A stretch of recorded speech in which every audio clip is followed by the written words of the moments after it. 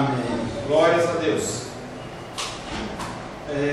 Semana passada nós encerramos o terceiro tema, que foi a atenção do já e ainda não. E aí nós falamos por algumas semanas sobre esse assunto, falando exatamente sobre essa expectativa que nós temos, algo que já está determinado por Deus, que não volta atrás, porque o Senhor não é homem, para que se arrependa, para que minta, e o que Ele fala não deixa de se cumprir. Mas nós, enquanto estamos aqui, enquanto estamos neste corpo carnal, estamos nessa vida terrena, nós aguardamos a conclusão dessas coisas.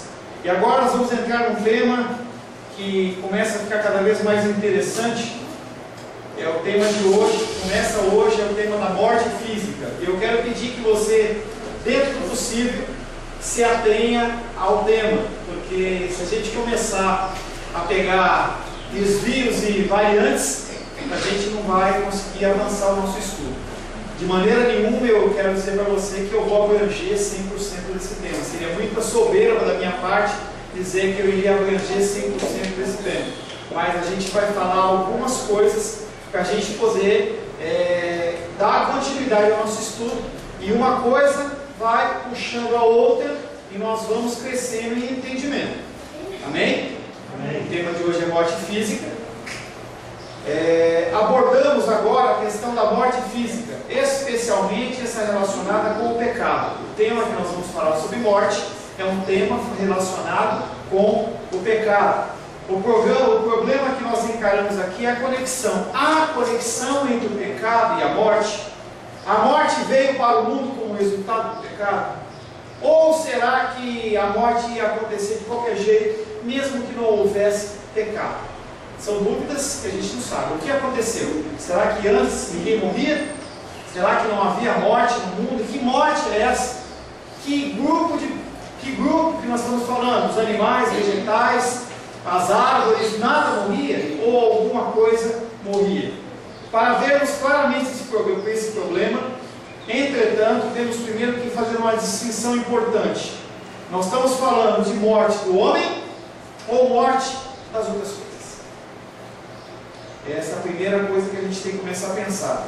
Parece bem provável que deve ter havido morte no mundo animal e vegetal. Se a gente pensar na paleontologia, que é uma ciência que estuda dinossauros, que estuda as coisas que já ficaram para trás, a gente vai ver que tem provas que houveram animais naquela época que estavam mortos.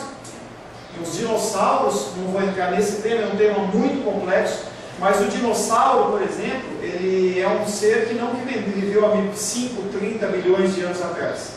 A ciência, ela usa um padrão que chama-se carbono 14. Então, tudo que você vê, principalmente em Fantástico ou em documentários, as pessoas fazem prova e falam assim: olha, segundo o teste do carbono 14, quero pedir para a Luísa ficar com a calminha aí, com bolinhas e tudo mais. Quando você fala em teste de carbono 14, o teste deles é um teste científico realmente, mas eles comparam com um átomo, que é o carbono 14, e eles têm alguns parâmetros. Só que já se é provado que não consegue se ter uma precisão dentro desse teste de carbono 14 mais de 5.000 anos. Mais que isso, entendeu? O carbono ele começa a ter algumas variações e eles tratam com probabilidades. Então, quando você ouvir coisas como do tipo 5 milhões de anos, 10 milhões de anos, 1 bilhão de anos, quando você ouvir esse tipo de coisa, você coloca o pé para trás. A gente não tem o entendimento científico para entrar nesse tipo de discussão, teria que ser feito um estudo muito mais apurado. A gente não tem como discutir com cientistas e tudo mais, mas eu digo para você que esse tipo de teste ele é um teste que ele tem uma confiabilidade limitada. Então, esse tipo de coisa de milhões de anos é uma coisa que é muito duvidável em relação à ciência, inclusive, e em relação à palavra de Deus. Pastor, onde estão os dinossauros? A Bíblia não fala de dinossauros, mas a gente vê fisicamente evidências que existiram esses animais. Então a gente não pode duvidar de uma coisa que é física. Agora o que eu quero que você entenda é que um dia para Deus não é um dia nosso. Tá? A palavra de Deus diz que um dia é como 1000 anos. E aí está falando de uma maneira figurada. Então, pode ser 1 milhão de anos, pode ser o que quiser, entendeu? Então, o tempo entre Gênesis 1, no princípio criou Deus os céus e a terra, até o versículo 2, a terra, porém, ela se forma e vazia, pode ter tido um grande tempo. Então, a gente não sabe o que aconteceu. O homem, ele vem a nascer num dia, não sei no momento de cabeça se é o terceiro ou quarto dia, que o homem nasce, mas já haviam sido criadas todas as coisas. Esse período é um período que não é codificado, temporalmente não aparece quanto tempo houve. Então, cremos que os animais, os dinossauros, esses animais, eles estiveram nessa época. Então, nós como cristãos não podemos dizer que não houveram dinossauros. Houveram, tem provas disso aí. Mas, como a gente fala, ele está inserido na Bíblia, mas não é explicitado quando eles foram criados, quando eles morreram e por que morreram, de que forma que eles morreram. O que eu quero dizer para você é que já havia morte. Entendeu? Quando você analisa o leãozinho, por exemplo, ele foi criado com aqueles dentes de carnívoro. Como é que ele ia se alimentar se não houvesse morte? Então, todo esse tipo de coisa a gente tem que começar a pensar, e aí a gente começa a separar a morte dos animais, a morte dos vegetais, porque o boizinho já existia, a vaquinha, o bode, a ovelha, eles comiam grama, comiam vegetais. Já havia a girafinha, que ia lá e comia folhinha, já havia o elefante. Os herbívoros, eles se alimentavam da natureza. Então havia morte no mundo vegetal, sim. Se você olhar a casca das árvores, toda aquela casca que vai em volta das árvores, é como se fosse morto. Tanto que se você tirar aquilo ali, ele serve mais como uma proteção do que algum tipo de transporte de seiva ou de alguma coisa. Isso é natureza, entendeu? Aquela casca que vai em volta da árvore, ela é uma casca de proteção, ela é como se estivesse morta, que nem a casquinha da ferida nossa. Aquela casquinha ali não tem mais vida, ela vai secando, secando, secando até que ela cai. Então já havia morte no mundo vegetal, já havia morte no mundo animal, mas em relação ao homem, que é o tema do nosso estudo. A questão sobre se a morte como um fenômeno biológico já ocorreu antes da queda do homem no pecado, tem que ser entendida afirmativamente, ou seja, havia morte. Com base na evidência fornecida pela ciência da paleontologia, nós já falamos da ciência das plantas e animais antigos, o estudo nessas áreas de investigação, registros fósseis de plantas e animais antigos, nos leva a reconhecer que a morte biológica ocorria antes do homem ser criado e ocorria antes do pecado existir. Por causa disso, retornamos ao problema da morte humana. Então a gente já sabe que havia morte das plantas, havia morte dos animais, mas e o ser humano? A morte do homem foi resultado do pecado, ou o homem teria mesmo morrido se não tivesse pecado? O que vocês acham? Se não houvesse pecado, o homem ia viver eternamente? Ou ele ia morrer? E se ele morresse, ele morria por quanto tempo? Isso é uma coisa que é interessante. Como nós estudamos, olhando como nossa linha mestra a palavra de Deus, então nós vamos buscar na palavra de Deus subsídios para a gente dizer. Porque você dizer simplesmente que você acha ou que você não acha, não é científico, não é didático. A gente tem que entender que as coisas que as respostas que nós temos que dar para as pessoas tem que ter alguma base. Não é eu acho, não é eu penso que. Mesmo no nosso cristianismo, nós temos que dar respostas que sejam, no mínimo, bíblicas. Por que você acredita em Jesus? Porque Deus é bom. Entendeu? Nós já falamos bastante sobre isso. Porque eu creio porque eu creio. Eu não posso duvidar. Não, você tem que dar, tem respaldos, tem estudos, coisas que você pode, versículos bíblicos que você pode dar para a pessoa, que no momento inicial pode até ser uma coisa meio que vazia. Mas a minha função e a sua função não é convencer as pessoas de nada. A nossa função é simplesmente falar. Tá? Embora geralmente os teólogos cristãos, tanto católicos como protestantes, tem considerado que a morte humana é um dos resultados do pecado do homem, a morte do homem está relacionada com o seu pecado e culpa. Por causa disso, é um sinal do julgamento de Deus sobre a sua vida. Então, o entendimento dos católicos e dos evangélicos, dos protestantes, é que o homem morreu decorrente ao pecado. Gênesis capítulo 2, abra a palavra de Deus, fechem os celulares, deixem de lado. Gênesis 2, versos 16 e 17. Gênesis capítulo 2, versos 16 e 17. Eu queria que você pegasse a outra. Gênesis capítulo 2, verso 16 e 17. Gabriel está na frente. Leia, Gabriel. E o Senhor deu ao homem a seguinte ordem: você pode comer as frutas de qualquer árvore do jardim, menos da árvore que dá o conhecimento do bem e do mal. Não coma a fruta dessa árvore, pois no dia em que você a comer, certamente morrerá. E o Senhor Deus lhe deu essa ordem. Foi um pedido? Se você achar, se você pensar, pediu a opinião do homem? Não. E o Senhor Deus lhe deu esta ordem: de toda árvore do jardim comerás livremente. Adão, tem um monte de árvore de fruta aí.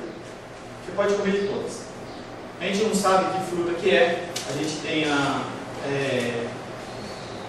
o que diz? Costumeiramente a gente diz que é maçã. Podia ser qualquer fruta. Entendeu? Vamos manter a maçã para ser mais fácil o nosso raciocínio. Ele fala assim: olha, tem a mangueira, tem a parreira, tem a goiabeira, videira, tem um monte de fruta para você comer. Você come livremente. E aí ele pega e planta uma árvore de maçã no meio do jardim do Éden e fala: da maçã você não pode comer. É isso que ele fez? Não. E aí, dentro do nosso texto bíblico, você não consegue enxergar isso, mas se você ler dentro do contexto hebraico, você vai reparar o que eu vou te falar.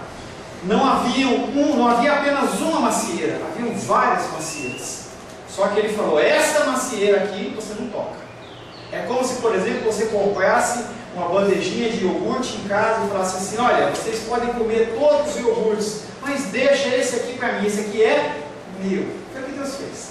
Ele chegou e falou assim: olha, vocês podem comer de todas as árvores que tem nesse jardim, mas essa árvore aqui você não pode comer. Essa árvore é minha. Essa árvore é a árvore do conhecimento do bem e do mal, e você não comerá, porque no dia em que dela comer, certamente morrerá. Então aqui o Senhor está dando um decreto. Ele fala: olha, se você comer dessa árvore, conhecimento do bem e do mal, você vai morrer. Então o Senhor ele já traz à luz que ele deu uma ordem, ele mostrou o juízo que ia acontecer e falou assim: você vai morrer.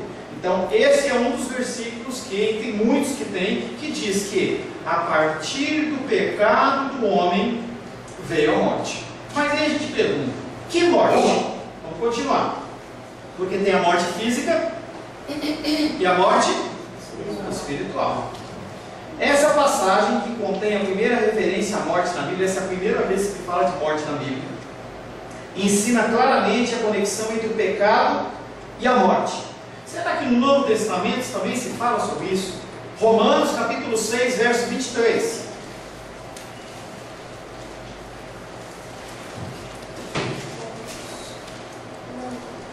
Romanos 6, 23. Romanos 6. Abdeu ou a Luísa? 6, 23. porque o salário do pecado é a morte, mas o dom gratuito de Deus é a vida eterna em Cristo Jesus. Porque o salário do pecado é a morte. E aí eu estava ontem com o Sebastião e com o João e com as crianças também. E a gente falava o seguinte, eu falei em especial com o João e com o Sebastião. Você trabalha o mês inteiro, você recebe o quê?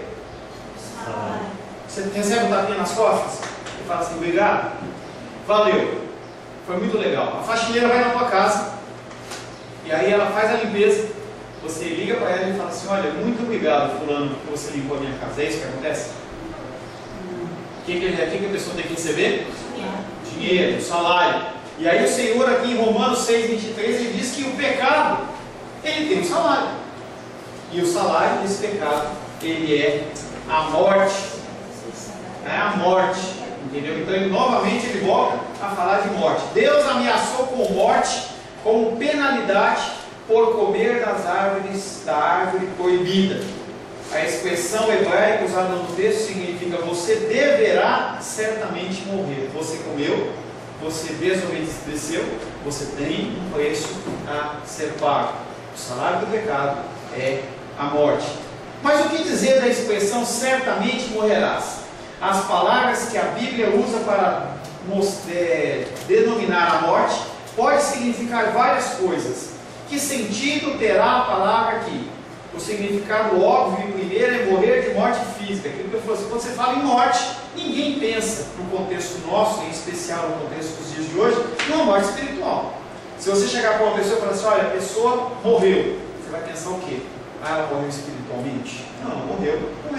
Eu lembro que certa vez eu estava, acho que era o sogro do Rogério lá da ICP, ele estava mal no hospital, e nós fomos fazer uma visita para ele, e eu encontrei o irmão no corredor, o irmão Rogério. E o Rogério, eu falei, Rogério, tudo bem? E ele fala para mim assim, o irmão, o meu sogro, ele não está mais naquele quarto, ele subiu para o andar de cima. Eu falei, pô, irmão, morreu? Porque ele subiu para o andar de cima. Ele morreu? Entendeu? Você nem falou nada, tal, né? Poxa, eu queria ter feito mais uma oração. Não, ele não morreu, não. Ele estava no primeiro andar e ele foi transferido para o segundo andar. Então, quando se fala de morte, a gente pensa em morte física, tá? O segundo significado óbvio e primeiro é morrer de morte física. Quando esse castigo, e mais tarde é mencionado em conexão com o processo do que é o resultado do pecado do homem, a morte física que está descrita. Abra aí Gênesis 3:19. Gênesis, capítulo 3:19. Vai lá ver. Gênesis 3:19. No suor do teu rosto comerás e teu pão, até que te torne a terra, porque dela foste tomado, porquanto és pó, e em pó tornarás. E aí, nesse texto, o Senhor está falando, não está falando em relação à morte espiritual apenas, não, está falando em morte física mesmo. Porque você vai trabalhar, entendeu? Vai trabalhar com o suor do teu corpo, do seu rosto, entendeu? Até que, com uma idade ou alguma enfermidade, alguma coisa, você morra e você possa voltar ao pó. Porque do pó você foi formado. Lembra da formação do homem? Como é que o homem foi formado? Hã? O homem não, o homem foi formado, não tinha costela ainda. Do barro, que é pó, que é terra. Então o homem, ele sopra, ele faz a moldagem dele lá e sopra o sopro de vida, e aquele ser humano ele passa a viver. Então esse versículo ele faz a referência: você nasceu do pó e ao pó você vai voltar. Quando nós morrermos, nós vamos voltar para o pó. Portanto, a morte física do mundo humano é resultado do pecado do homem. Não havia morte, como que o homem iria viver? A palavra de Deus diz que havia a árvore da vida. Nós vamos falar depois sobre isso. Então, não se fala sobre morte física antes do pecado do homem. Depois do pecado do homem, o homem é sujeito à morte. No mundo humano, o pecado resulta em morte. Embora não saibamos como era o corpo de Adão, a gente não sabe se o corpo de Adão era como o nosso. Provavelmente sim, mas não se é falado.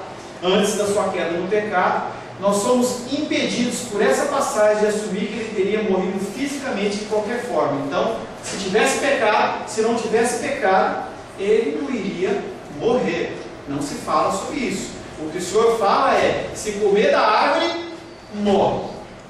Fala, depois dessa sentença de morte, ele fala depois do pecado. Então entendemos que se ele não comesse da árvore do conhecimento do mal, ele iria estar vivo. Talvez hoje, andando por aí, a gente cruzasse e falasse assim, Adão, tudo bem? Tenho 5 mil anos, 6 mil anos. É uma possibilidade. À luz do restante das Escrituras, entretanto, a morte, conforme esta ameaça aqui, deve ser entendida como um significado não só na morte física. Porque nós lemos em Romanos que o salário do pecado é a morte. E ele não está se referindo apenas aos salários, ao pecado de Adão.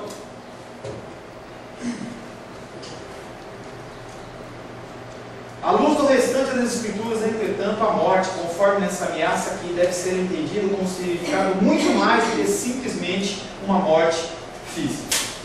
O homem, ele é uma totalidade. Aí nós vamos mexer no ensinamento que por muito tempo você deve ter ouvido, mas que é um ensinamento errado. O homem, ele não é tripartite.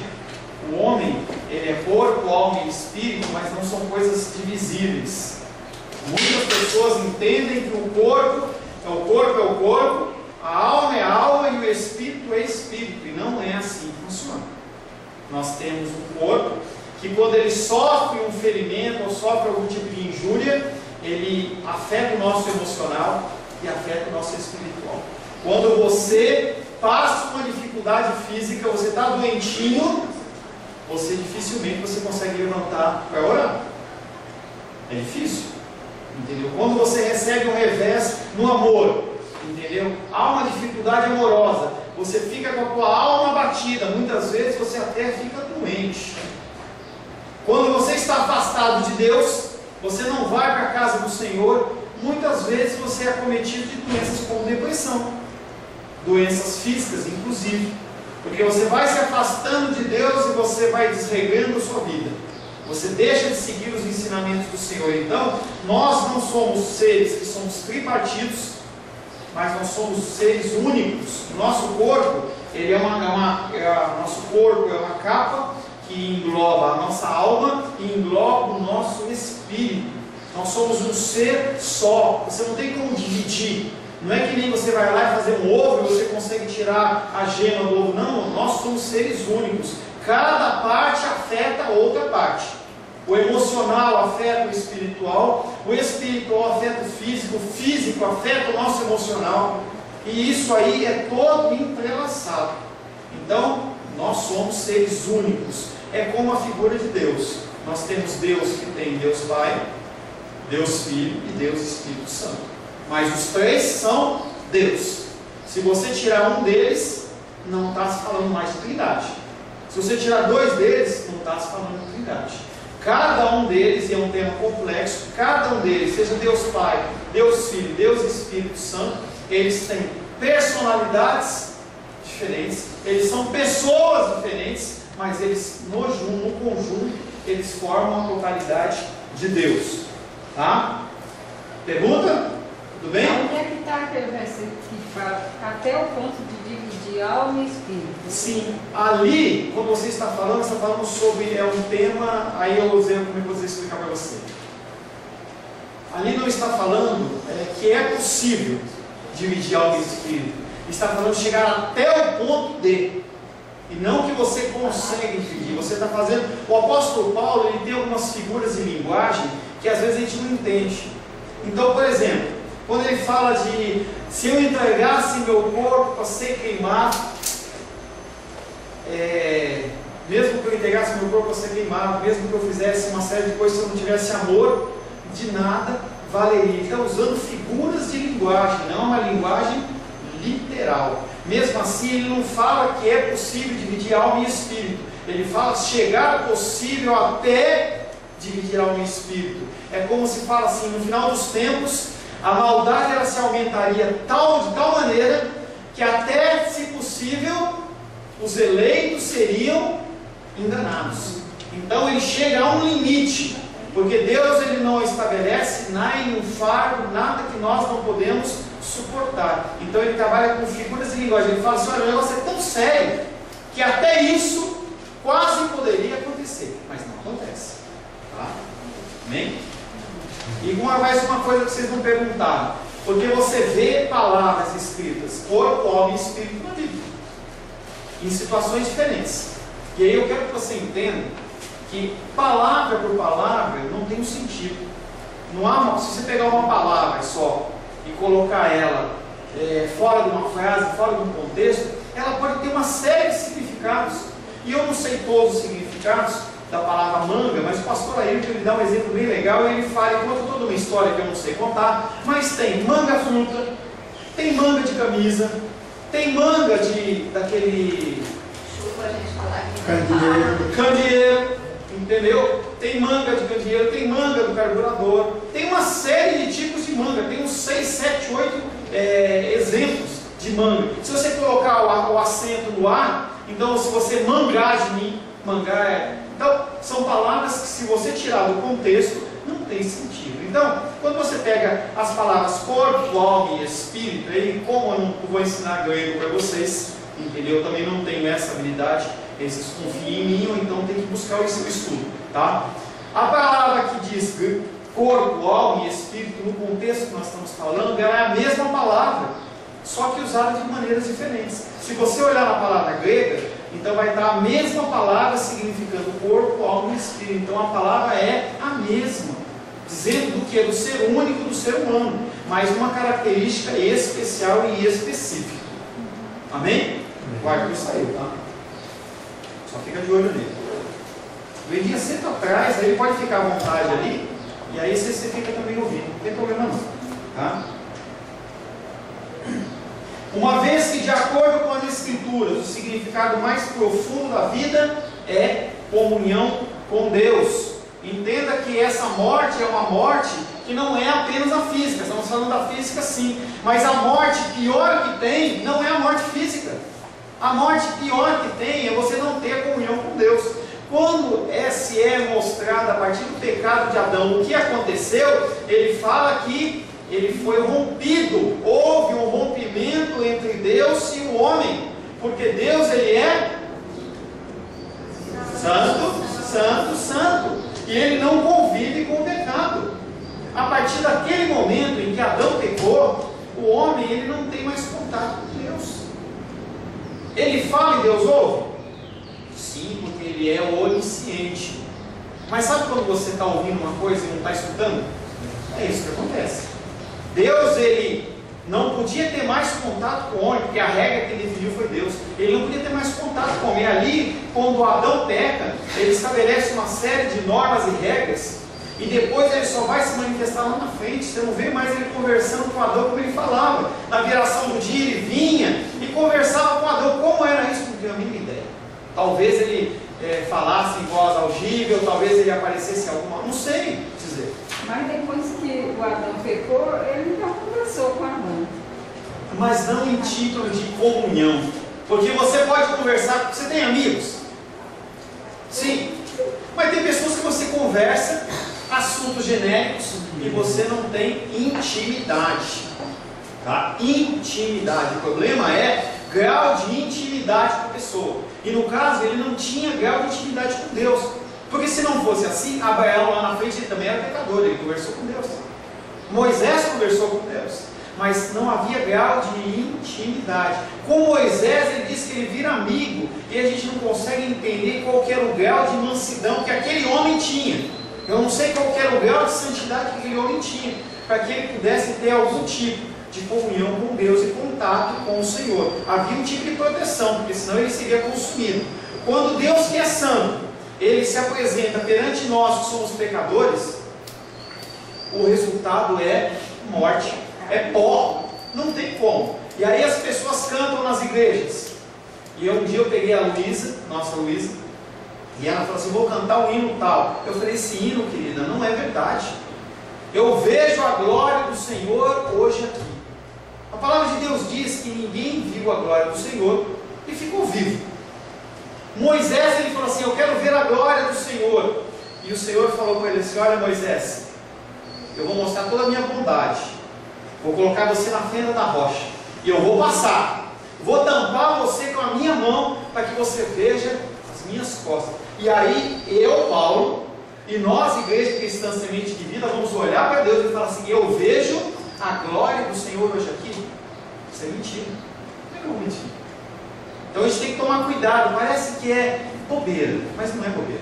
Por isso que os hinos do Luinário, quando eles foram feitos, a pessoa simplesmente, ela sentou num domingo ensolarado, comendo um torresminho, e falou assim: eu tive uma inspiração, vai lá e blom, blom, blom, e faz uma música. Não, essas músicas eram músicas debaixo de muita oração, muito sofrimento, muita inspiração do Espírito Santo.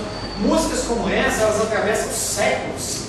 E hoje a pessoa faz um hino, por um momento ali, tem aquela música do entra na minha casa, entra na minha vida. Por muito tempo as pessoas cantavam nas igrejas. Está cantando hoje? Não canta mais, porque passou. Não é uma coisa que tem um fundamento bíblico, é uma coisa que mexe muito com o nosso emocional. Entra na minha casa, muda a minha vida. Então é aquele tipo de coisa emocional, mas as coisas que são eternas, quão formoso és, isso nunca vai mudar. Rei do universo, tua glória enche a terra e enche os céus. Tua glória enche a terra. Isso aí nunca vai mudar. Tu és soberano. Isso aí não muda, ele sempre vai ser soberano. Quando nós falamos em atributos de Deus que estão nas músicas, as músicas não mudam. Ontem eu conversava com o João sobre isso. Ele estava falando sobre umas músicas que ele estava vendo, né, para dar ideia para a Luísa. E aí ele olhou e falou: essa música está falando só do eu. Senhor, restitui, Senhor, me cura, Senhor, me trata. E Deus? Onde está Deus nessa história? Parece que Deus é um gênio da lâmpada, em que Ele está ali, vamos ver o que o povo está querendo. Você vai lá e raspa do lado, e aí Ele tem que dar o que você quer. Se Ele deu o que você quer, e Deus, legal. Se Ele não deu o que você quer, você faz o que nem para o Santo Antônio. O que faz o Santo Antônio? Quando ele não arranja o casamento, vira de cabeça para baixo e coloca ele lá sendo punido. O nosso Deus não é como esse. Voltando à nossa morte. O homem é uma totalidade, como nós já falamos, que possui um lado espiritual como um lado físico em seu ser. Uma vez que, de acordo com as Escrituras, o significado mais profundo da vida é a comunhão com Deus, o significado mais profundo da morte é a separação de Deus. Então estamos falando de morte física, estamos falando de morte espiritual. A morte, conforme é feita a ameaça em Gênesis 2,17, que Deus diz: se você comer, você morre. Portanto, inclui geralmente o que chamamos de morte física e a morte espiritual, ou seja, quebra da comunhão com Deus. Efésios capítulo 2, verso 1 e 2. Efésios 2, verso 1 e 2.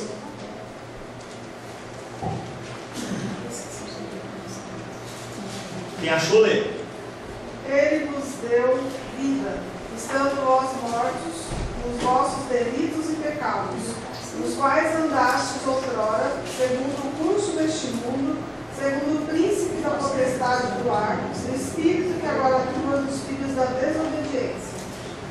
Após o pecado de Adão, aquela sementinha de pecado, ela vem pulando de geração em geração em geração em geração. Ela estava nos meus pais, nos meus avós, ela estava nos pais do irmão Cláudio, estava no irmão Cláudio, está na família do Sebastião e da Glenda, está neles e vai continuar. Essa semente da morte, essa semente do pecado, ela é passada de geração em geração. Ela só é quebrada de uma maneira: através de Cristo. Através de Cristo. Quando nós não tínhamos Cristo, nós estávamos mortos. Mortos físicos? Não. Mortos o quê? B. Espirituais. A gente sem Cristo, a gente não tinha contato com Deus. A gente falava, e aqui vai um versículo muito duro, a gente falava e Deus não nos escutava, Ele só ouvia. Como onisciente, Ele escutava, mas não ouvia. É jogo de palavras, mas você entendeu. Tá? Então, Efésios diz que a partir do momento em que nós somos tocados pelo Espírito, Ele nos deu vida. Estando nós mortos por nossos delitos e pecados, e também pelo pecado de Adão, nos quais andaras outrora segundo o curso desse mundo, sem Cristo, sem o Espírito Santo, nós fazíamos o que dava na nossa telha, na nossa vontade.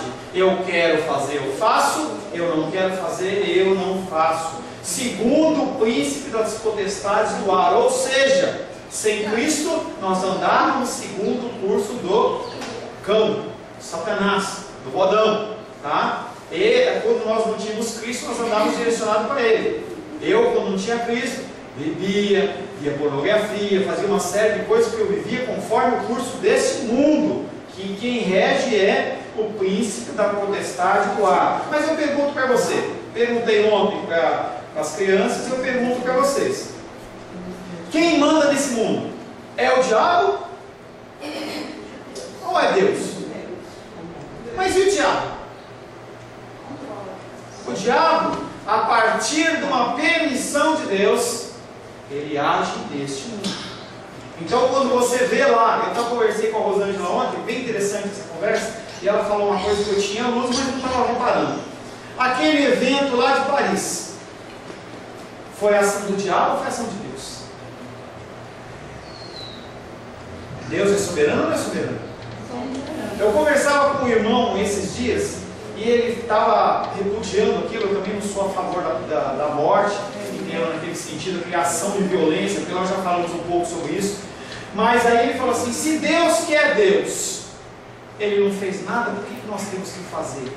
Mas será que não foi Deus que fez aquilo? Será que não foi Deus que incitou aquilo de acontecer, até como um juízo daquele povo? Deus, Ele controla todas as coisas. E aí nós temos dificuldade de pensar em Deus soberano, permitindo coisas como essa. Mas o meu juízo não é o juízo de Deus, e o juízo de Deus não é o meu juízo. Os pensamentos de Deus não são os meus pensamentos. A sabedoria de Deus não é a minha sabedoria, não é o meu entendimento.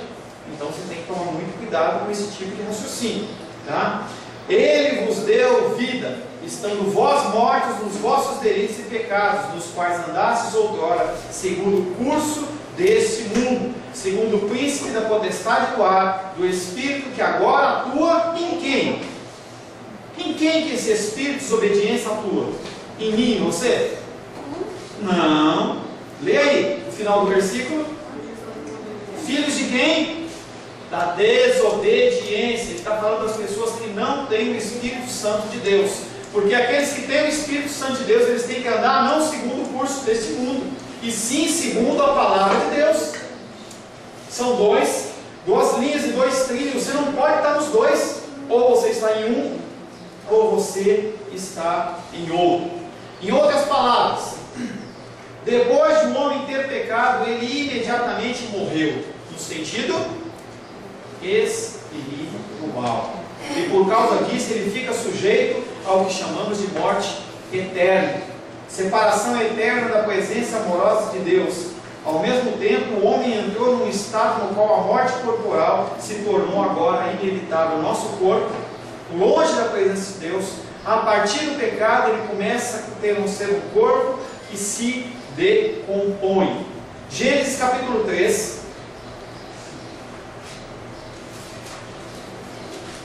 versos 22 e 23. Então, Só espera um minutinho, as pessoas devem estar chatas. Gênesis 3. Gênesis capítulo 3, versos 22 e 23. então o Senhor diz o seguinte: agora o homem se tornou como um de nós, pois conhece o bem e o mal. Ele não deve comer a fruta da árvore da vida e viver para sempre. Por isso, o Senhor Deus expulsou o homem do jardim do Éden e fez com que ele cultivasse a terra, da qual havia sido formado. E aí aparece mais uma comprovação interessante. Ele fala que havia uma árvore da vida, que o Adão iria comer regularmente, que ele continuava tendo a vida dele, numa manutenção do corpo físico. E aí Deus olha, não como punição, Ele olha com misericórdia. Porque se ele mantivesse o homem pecador dentro do jardim do Éden, ele ia viver eternamente dentro do pecado. E aí o Senhor ele tira Adão do jardim do Éden, com o objetivo de permitir que a morte entrasse fisicamente nele e ele pudesse ser poupado de uma vida miserável, de um sentido eterno. Novamente nós vemos a morte retratada como resultado do pecado do homem. Uma vez que o homem tinha comido da árvore proibida, não lhe era permitido permanecer no jardim do Éden e viver para sempre. Embora não seja indicada a exata relação entre comer da árvore da vida e viver para sempre, não há esse ensinamento aqui. Simplesmente fala-se que tinha uma árvore da vida e que teoricamente o Adão ele comia aquilo com uma frequência. Embora não seja indicada a relação entre comer da árvore da vida e viver para sempre, fica claro que agora o homem deve morrer, porque pecou contra Deus. Ao mesmo tempo, a expulsão do jardim implica numa bênção. Opa, a morte como bênção, e a gente nunca consegue olhar a morte como bênção. Até o fim da morte física, eu quero que você olhe para a morte como sua amiga. Tá?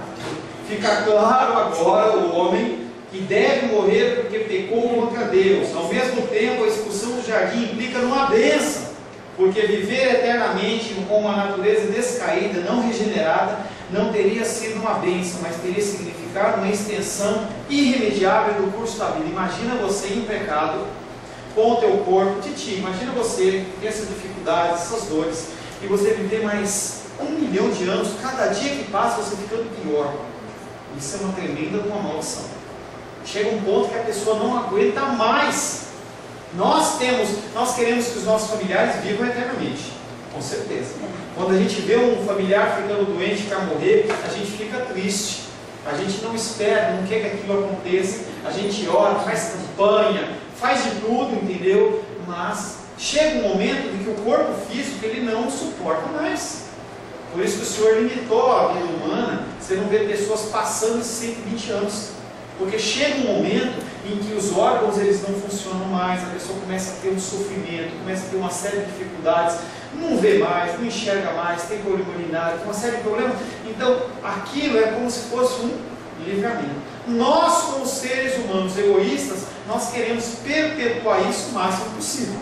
Nós queremos que a pessoa fique, independente se ela está sofrendo ou não. O que importa é que você tem que estar satisfeito, porque você tem o seu vovô, o seu papai, a sua mamãe, as pessoas perto de você. Você não está preocupado se ele está sofrendo ou não. Você quer que ele continue do seu lado, para te dar amor, te dar atenção, te dar carinho, te ajudar financeiramente e tudo mais. Mas isso é um ato egoísta da nossa parte. E nem por isso nós vamos mudar. Nós vamos continuar olhando para as pessoas, querendo que elas vivam para sempre, mas não vão viver para sempre. A morte ela é uma bênção para aqueles que têm Cristo no coração. Tá? Morre, não, irmão? Hã? Quando eu fui fazer 80 anos, fiquei tentada semana. Entendeu?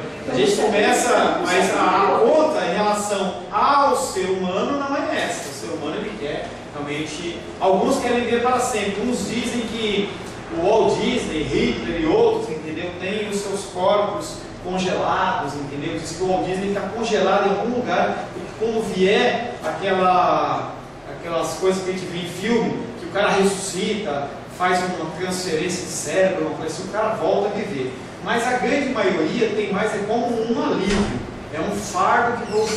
Já vivi o que tinha que viver e agora eu vou encontrar o meu Salvador. Perguntas? Amém? 15 minutos de intervalo. Pastor, bem amarrado, bem cheio de dor.